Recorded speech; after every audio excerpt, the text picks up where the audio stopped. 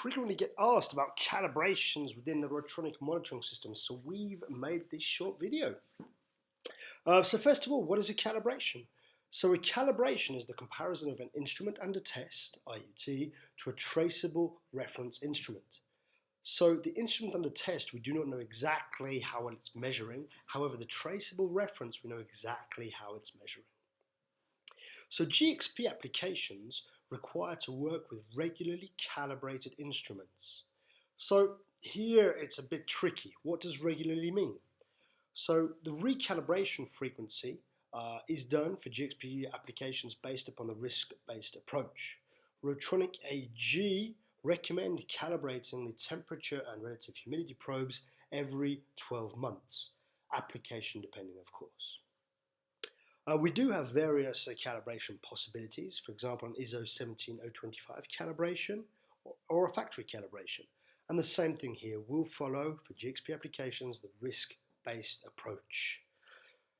Within RMS, we offer a calibration and a calibration management tool. So the good thing is here it helps with the data integrity. We see all of the data and nobody can delete any of this data.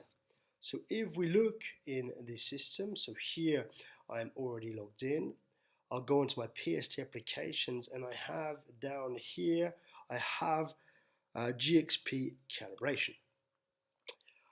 So as you can see, I have two different probes that are running.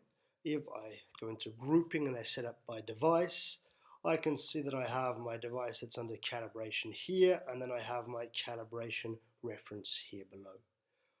The overview here is of the past 24 hours, so the past day, and you can see yesterday already that I was running calibrations within the system.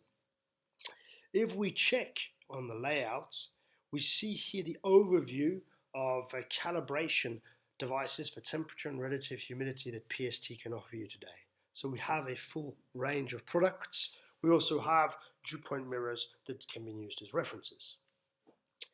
So within RMS, we have tools and we have a calibration function. Under the calibration, I see here, for example, my relative humidity points. As you can see, yesterday I carried out a few calibrations down here and the results are all okay. So let's quickly go through. First of all, we see the measuring point ID, we see the name of the calibration point, we see the unit, what are we measuring, and we see the status, it's okay. Down here below then I have my parameter where I define my tolerance. What tolerance do I have on the calibration? So this means what deviation can the instrument under test have from the reference instrument. So what is my reference? My reference is the MPT 15234, and that's just on the side here. This is my reference, MPT 15234. And the environment is a hydrogen. So here RMS reads directly the value of the probe, the MPT 15232, and the reference value I can either select manually or I can select from a drop-down list all of the various points. So here I've already selected calibration reference, and we can see here my current value is 34.88, my reference value is 34.92, the temperature is 23.23, so this is well from my reference device, and I have a difference of 0.05% relative humidity, and the result is okay. This result okay here comes from the tolerance that we've put above here.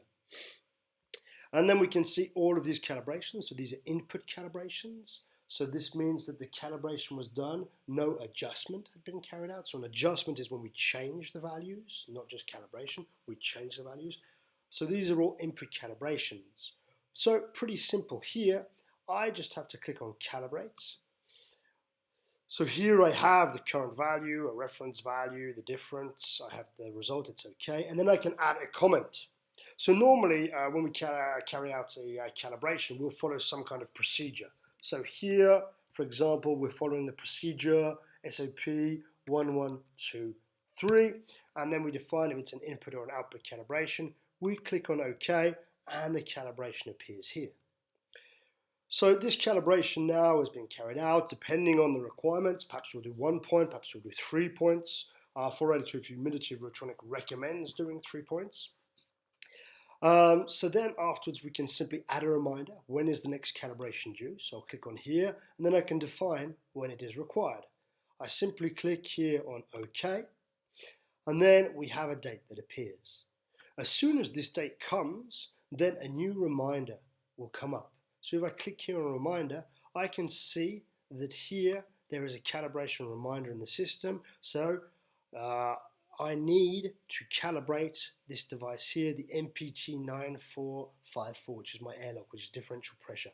I would need to calibrate that now. So if we head back now to our calibration, we can also see what happens when there is an error. So if I go into the temperature side, yesterday I added a few errors by creating a very, very low tolerance. So here we can see exactly the same overview. We see here that we've taken a reference to the temperature. We can see a difference of 0.07 compared to the current value. And same thing here, I can click on calibrate. Same thing, we've been using an SOP, so I'll put an SOP in, up, and we click on OK. What I can do now is I can generate a report. If I click on generate report, it'll ask me, what do you want to see, all calibrations or selected calibrations? For example, here I click on all calibrations, I click on OK, and then down below a PDF will open up. I'll check out this PDF, then I can see on this calibration protocol exactly what happened. So it's a document that's saved in the system with a unique ID.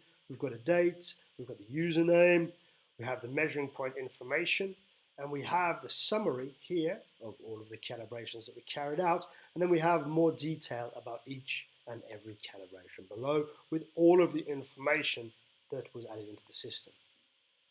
So electronic record, electronic signature, we have the whole system set up here. So we know that James Pickering, for example, carried out this calibration certificate, made this calibration certificate on the 24th of the 3rd, 2020.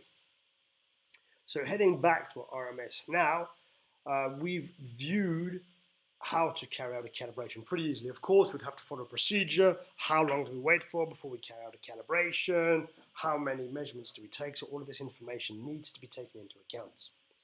If we look under events or under the audit trail, we already saw the calibration reminder here, but when we click on messages, we can then see, once we filter, under the event, if we add in calibrate, we can see then all of the calibrations that have been taken out. So this means that if we do have an audit from a third-party company, we can present to them all of the details within one single system. So this will make it much, much easier as soon as you do have to show somebody what was calibrated, what are the results. We could then head into our document overview here. And then under the document overview, for example, we have the possibility to add information. So here on this MPT9449, we can see that we've uploaded a Hygroclip D C declaration, a data sheet, a firmware file, a manual, a short user manual, the technical design, and as well the calibration report. So we could load this calibration report, and we can see exactly how that probe was calibrated. So here, this one has a 2-point calibration that was done on it. So the Rotronic Monitoring System, RMS, offers you quite a few possibilities for your calibrations. If you're looking at ISO 17025 calibrations, we have various labs throughout the world, and we have, as we said, the whole range of devices to generate relative humidity values and temperature values. If you do have any questions, please don't hesitate to reach out to us via our email address or via the website. Don't hesitate to reach out if you have any questions. Thank you very much for watching.